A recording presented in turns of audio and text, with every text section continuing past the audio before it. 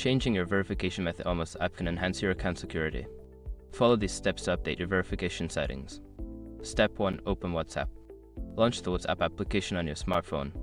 Ensure you are logged into your account. Step 2. Access settings. Tap on the three dots in the top right corner for Android or the bottom right tab for iPhone to open the menu. Select Settings from the drop-down list.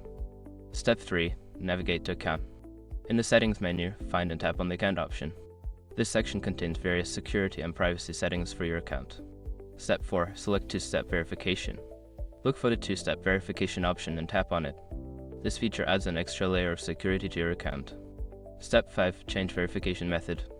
Before starting recovery, use the sroc.com link in the description to open the account recovery checklist generator and make sure your verification details are ready. After completing these steps, your verification method will be updated. Regularly check your settings to ensure your account remains secure.